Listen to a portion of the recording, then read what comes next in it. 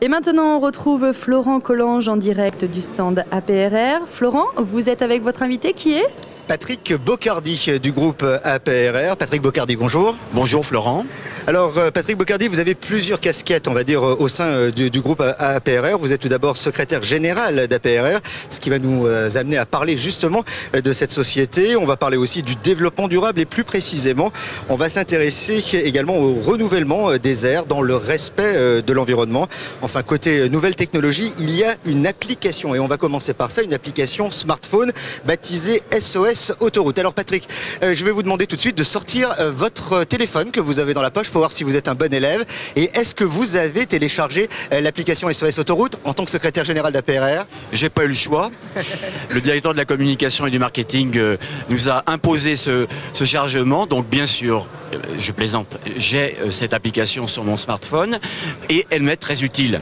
Elle m'est très utile parce que elle me permet d'éviter d'avoir affaire aux bornes qui se trouvent le long de nos autoroutes. Et si je suis en difficulté, je sais que je vais pouvoir être en ligne, être géolocalisé et être en ligne avec l'ensemble des services de sécurité de la société. Ce qui est quand même quelque chose d'absolument remarquable.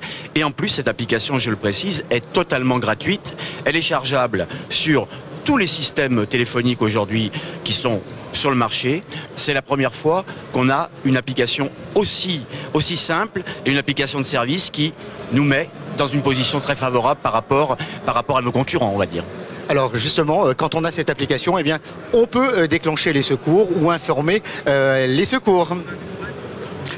Oui, effectivement, et justement, il y a un express du côté de Chambéry, une information prioritaire.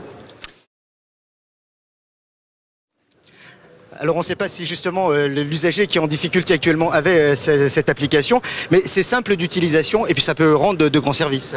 Savez-vous qu'aujourd'hui 170 000 chargements ont déjà eu lieu sur cette application, ce qui prouve son utilité, sa simplicité d'utilisation aussi.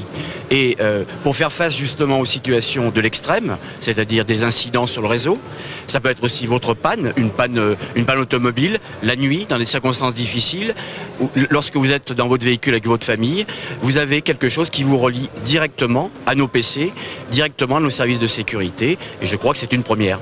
Alors justement, vous avez parlé des PC, des services de sécurité. C'est aussi ça la vie de l'autoroute, c'est différents métiers avec notamment lorsqu'on télécharge cette application et qu'on l'utilise, on tombe directement sur des agents de sécurité, des opérateurs des PC sécurité. Là aussi, ils ont un rôle très important. Ça fait partie du groupe APRR. Bien sûr, ce sont des professionnels. Dans les PC, nous avons des opérateurs qui sont en capacité de prendre des décisions. Lorsque les décisions les concernent directement, elles sont prises instantanément. Lorsqu'elles ont une ampleur, un volume supplémentaire, alors ils en réfèrent à leur hiérarchie et toute la chaîne de l'astreinte se met alors en marche pour la sécurité de l'ensemble des clients de notre groupe. Alors on va se déplacer un peu si vous le voulez bien Patrick sur le stand d'APRR. Alors on voit notamment il y a une autoroute virtuelle, une autoroute avec des voitures qui passent. Si on marche dessus, il se passe quelque chose. Alors vous m'invitez à marcher sur l'autoroute, ce qu'on n'a pas le droit d'habitude. Hein. Volontiers Florent. Alors d'abord, c'est pas une autoroute virtuelle. C'est un drone qui a filmé in vivo notre réseau et actuellement on se déplace sur une partie réelle de notre réseau et lorsque l'on marche on peut avoir des effets interactifs mais surtout on peut visualiser vraiment très directement la fréquence de notre réseau, la fréquence du trafic et aussi son danger. Alors quand je marche il y a des petits icônes qui apparaissent là si je marche ici, qu'est-ce que je vois? Tiens alors Patrick là on vient de marcher. Alors on voit Autoroute Info, ça doit être c'est par pur hasard. Autoroute Info qui est comme vous le savez la radio de notre groupe. Marchez encore un peu et vous allez marcher sur un autre service. Alors là, je vois... alors là, vous êtes... Alors, je marche sur le télépéage sans arrêt. Donc, bientôt, nos principales gares seront équipées du télépéage sans arrêt.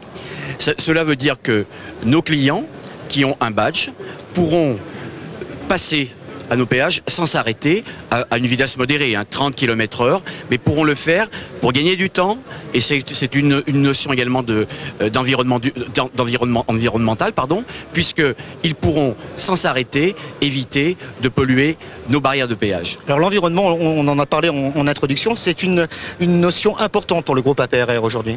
Le développement durable est une vraie réalité de notre groupe. Nous avons nommé il y a maintenant 3 ans une déléguée au développement durable, Claire Brun, qui est en ligne avec l'ensemble des acteurs qui exploitent l'autoroute, qui rénovent nos chaussées et qui aussi accompagnent de manière très coordonnée notre politique environnementale sur l'ensemble des réseaux APRR et AREA. On continue de marcher. Là, j'arrive justement sur des icônes qui me montrent les différentes aires de service. Alors, la station essence, restaurant.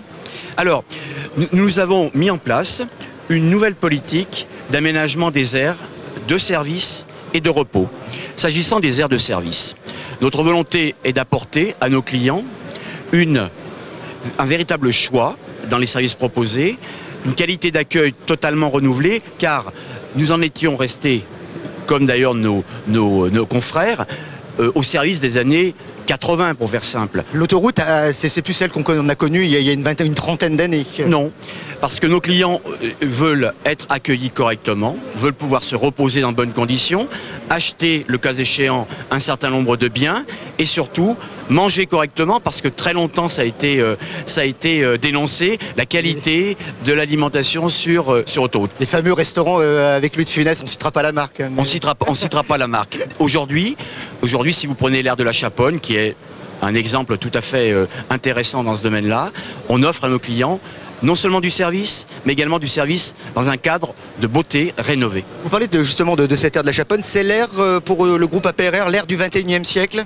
C'est un exemple, c'est pas le seul exemple, mais c'est un bon exemple de ce que nous voulons faire effectivement. Et si vous suivez dans les prochains mois, dans les 2 prochaines années, ces aménagements, vous verrez que les développements seront encore plus spectaculaires. En quelques mots, justement, il y a même une borne électrique de recharge pour les véhicules électriques. Ça peut paraître paradoxal, parce que les véhicules électriques sur autoroute, pourquoi une borne de recharge? Eh bien, c'est un service, on ne peut pas vouloir développer une politique de construction de véhicules électriques et de vente de ces véhicules si on n'a pas les services associés. Et il n'y a pas de raison que notre groupe n'offre pas à ses clients qui souhaiteraient se doter de ce type de véhicules des moyens correspondants pour continuer à rouler, car vous savez que l'autonomie aujourd'hui est proche de 150 km, et 150 km, ce n'est pas la distance qui sépare Lyon de Dijon. Et ça va dans le sens de l'annonce gouvernementale faite la semaine dernière avec des voitures électriques qui auraient un tarif préférentiel sur autoroute aussi? Alors, aujourd'hui, rien n'est fait. Il n'y a pas eu de négociation. C'est une annonce qui a été faite par le ministre du Redressement productif. Cette annonce mérite maintenant d'être discutée par les partenaires, ce qui n'est pas encore, alors nous parlons, le cas. Alors on va terminer avec justement votre dernière casquette au sein du groupe APRR. C'est gérant de CIRA, gérant d'Autoroute Info. Autoroute Info a fêté l'année dernière ses 20 ans. Quelle est la place justement de cette radio pour le groupe APRR? Alors là, c'est la double casquette que vous allez sortir. C'est à la fois APRR et à la fois gérant CIRA Autoroute Info. Alors je suis très fier d'être gérant de CIRA, c'est-à-dire d'Autoroute Info. Pourquoi? C'est pas une radio comme les autres. C'est une radio de service qui fait partie de nos obligations. Il faut avoir conscience que dans notre cahier des charges, nous avons bien sûr la nécessité d'entretenir le réseau, de le sécuriser, mais nous devons informer à tout moment notre clientèle des conditions de sécurité sur le réseau. Et Autoroute Info est un merveilleux vecteur pour le faire. Aujourd'hui, après 20 ans, on sait que ce format d'antenne est absolument parfait. Et on peut informer justement à tout moment en cas d'événement sur l'antenne d'Autoroute Info. Et c'est le cas justement avec une information prioritaire du côté du studio de Dijon. Retour sur Autoroute Info et retour bien sûr sur le stand des autoroutes à APRR ici au Mondial de l'Automobile de Paris avec mon invité Patrick Bocardi. On parlait donc justement d'Autoroute Info. Quel est l'avenir à présent pour Autoroute Info? Mon avenir également en tant que journaliste d'Autoroute Info.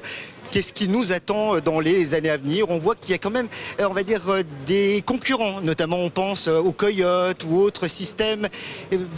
Quelle est la position justement du groupe APRR par rapport à ces potentiels concurrents par rapport à Autoroute Info? Il n'y a pas il n'y a pas de concurrence possible entre des moyens d'information embarqués dans les véhicules et ce qui restera toujours aujourd'hui avec une technologie, demain peut-être avec le numérique, comme un vecteur exceptionnel d'information. Personne ne pourra remplacer la voix et aussi la chaleur des informations qui sont communiquées par les journalistes d'Autoroute Info. On n'est pas dans une concurrence, on est plutôt dans la complémentarité. Patrick Boccardi, merci en tout cas de nous avoir reçus ici sur ce stand des autoroutes APRR. On rappelle que le mondial de l'automobile, et notamment si vous souhaitez venir visiter ici le stand des autoroutes APRR, c'est jusqu'à dimanche. Voilà Anne-Sophie, ainsi s'achève cette visite sur le stand des autoroutes APRR. Merci Florent.